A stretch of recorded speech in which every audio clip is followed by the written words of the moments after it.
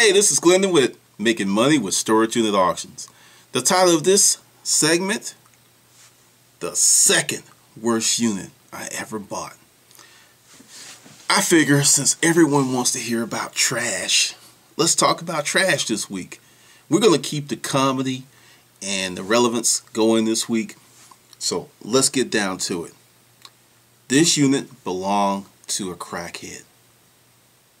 Not just any type of crackhead. An educated crackhead. An educated crackhead is someone that has an addiction problem, but because of their high level of education, they think that they can manage it. They actually think that they have control of it. Can someone say, Charlie Sheen, Charlie Sheen? Maybe he thought he had tiger blood. Maybe he thought he had Adonis DNA. Who knows? But this guy was I'm getting depressed thinking about it. The unit didn't cost me a lot of money. I only spent $305 for it. And it wasn't in a nice neighborhood. It wasn't in a bad neighborhood. It was just a regular old neighborhood. But the thing is, the unit spoke to me because it was a 10 by 20. And you know I love those 10 by 20s, those 10 by 30s, because at that time, people were like, that's a lot of stuff. I don't want that. And you get the units for little or nothing. And the folks who were uninitiated didn't really know the deal. So I get the unit, I rub my little chubby hands together because I'm thinking I'm about to get myself a steal. And the only thing that got stolen was my joy. The first 5 feet of the unit were great. Pulling out nice furniture. Later on I would find out that a family member put their stuff in there, and the other 15 feet was his shit. And let me just say, his shit was shit. How bad was it? Well, understand, he's a crackhead. You know what crackheads do. So, every piece of furniture had shooter marks. What are you shaking your head? What do you mean? You don't know what a shooter mark is? The shooter, the glass dick, the thing that they put the crack in. I'm about to give my hood experience. I've actually seen a crackhead light up. Because, you know, when the crackheads got that feeling, they don't care who's around. There's the shooter. Then they take something like Brillo or mesh to put between the, in the shooter, and they put the crack there and light it up. And it's some nasty stuff. So I'm actually smelling crack in the unit. He used to smoke it in the unit. So the shooter marks are what they look just like, well, the person that burns incense but does not use an incense holder, and it leaves that long mark on the furniture, long black mark. So it was like this, everything nice furniture, but you couldn't refinish it. It was it's just totally messed up. I'm talking 30, 40, 50, 60 shooter marks over the surface of everything. The tables, I'm like, it's just like he came home and just started smoking crack. And this was an educated fool, not just an undergrad degree and a master's. And his fool was working on his PhD. So, but he was also smoking that crack. Let's get down to it. You remember the last worst unit? Well, this guy was a little different.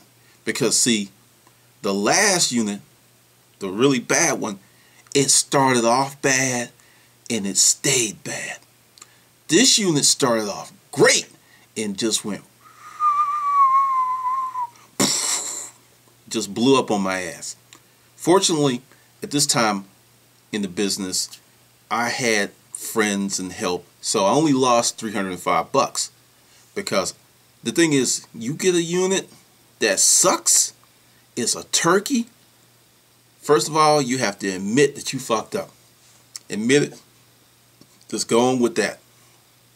Second, move. Get rid of it. Do not try to elk out whatever you can, accept defeat, and go back to the practice field and work on your jump shot or work on your pat, whatever you need to do, because it's over. There's no way that you can make a turkey into an eagle. It's just not going to happen. This dude's shit was shit. So, let's get cracking. After I get past that first 5 lovely feet, I start seeing the furniture with the shooter marks. I'm like, oh well. And I've had that before, and the units has turned out okay. It's like, we could work this out. Well, open up first box. Inside it, leather jackets with mold. The mold was so thick that it had become an entity because it was talking to me. It was like, hey man, tell them the mold. I can get down. Where the party at? It's that cool ass pimp mode. Then I was just like, shut it up, because I have inhaling problems. Sometimes I can have asthma, so I was just like, shut it up and just slid it over there. Then open up another box. Big ass box, about 24 by 24. Guess what was in there? One leather boot, wrapped up in paper like a cocoon almost. Move to the next box. Open it up. There is a very old rubber duck and some not G.I. Joe, but the little remember if you were way back when, the little green army men? It was the duck and the army men. That was it. And the army men had their heads bit off. The duck looked like he had been in a fight with a gangster. And as I open up boxes, it just like dawns on me, I am not going to find anything decent in the rest of this unit. That's a really sick feeling. But nevertheless, you must go through each thing, go through each box, because that's your business. You're a professional. If you got to go through shit, you got to go through shit. There was a gun case in there. My heart was beating. But this, in my mind was like, this is a crackhead. There are no guns in there. Open it up. What's in the gun case? A mop. If I'm looking depressed, I am, because I'm transferring myself back in time, and I think this is the posture I had when I opened that up.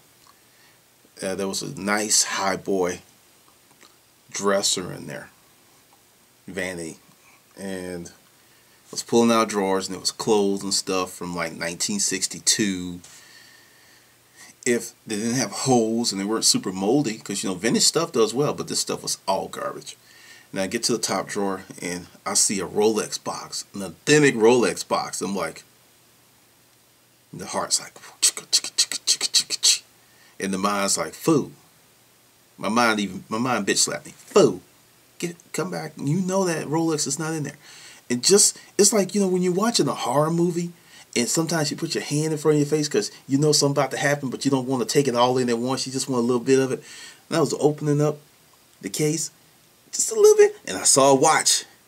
And I opened it up, and and it was a Rolex. I should say a fake X, because I picked it up and kind of swung it around. There was a roller in it, but the thing is, it was corroded. A real Rolex is not going to corrode. It's going to be the stainless steel or precious metal. So I knew it was fake, so I just tossed it to the side. But I actually ended up selling that box on eBay because they had the papers and everything. But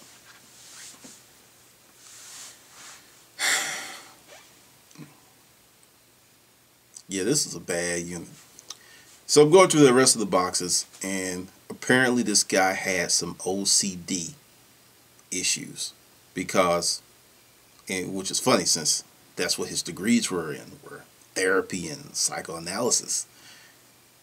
I know I've heard this before, that every psychotherapist or therapist has issues of their own. That's why they get in the business. But this guy, all these boxes had one or two items in it in tons and tons of paper. It was like, if anyone's ever been in the military, and you know how when they come and move your stuff, that if you're not watching, they'll wrap up your trash. I mean, seriously. They need to warn a troop that, hey, when they're coming to pack up your stuff, whatever that you don't want them to pack up, you need to have in another room. That's how bad it is. This guy was like that. It was just paper. You pull out stuff, and you just go through the paper. And once I went through all that, it really wasn't that much stuff. It wasn't that much stuff. I ended up making a trade on the nicer stuff in the front with another guy just to get rid of it. Just to get rid of it, because it's like it clings to you. When you buy a bad unit, and I've seen this happen to people, it's like they get on this trail, this trend where they just keep buying. It's like they're just drawn to these bad units. I know this one guy for months, everything he bought was garbage. I was like, "What's up, Slut Rock?" He's like, "Slut Rock, yeah, that's the guy that misfortune and calamity just falls around like a cloud, and that would be your ass. Stay over there, Slut Rock. I don't want any of that. Keep it, keep it, keep it, keep it." And he got pissed, but for like 7 months, he was getting nothing but garbage. I know why. Can't tell you why. But it was funny.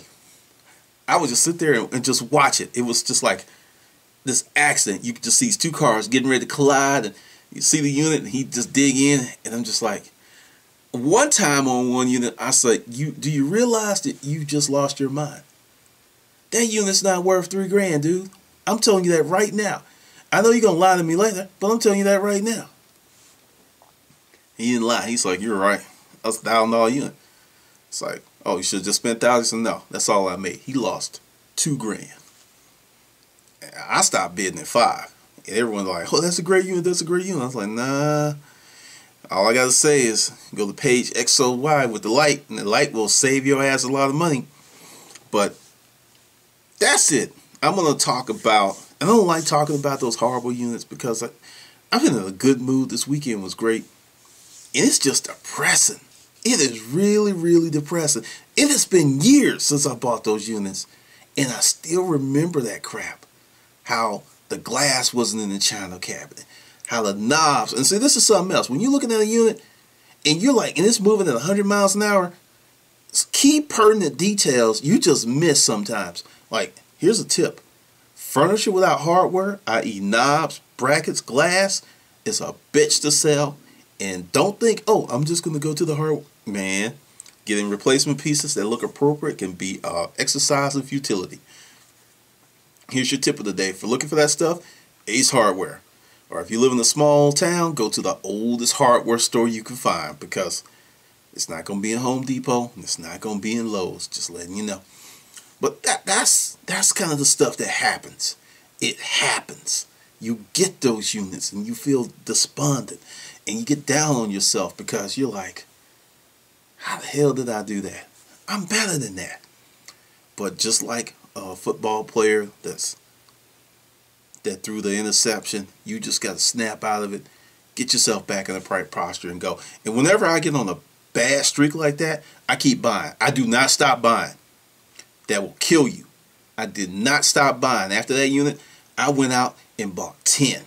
I was like, you know what? Because what happens is you get gun shy, and then you get burnt like that, and then you start holding back, and you won't bid on nothing. And there'll be like a really great unit in front of your face, and you'll be like, it looked pretty, but that's a transvestite. I know that's a man. It looked like a woman, but I know that's a man. And really, it's a pretty girl, but because you're so gun shy, you will not pull the trigger and buy that trick a drink. It's just that bad. So you got to work through it. You gotta work through it, because I've been there. And like I said, for those of you who make it through tax season, the summer's gonna be lovely. It's gonna be lovely. You're gonna have another problem, but we'll address that later. All right, this is Glendon with Making Money with Storage Unit Auctions.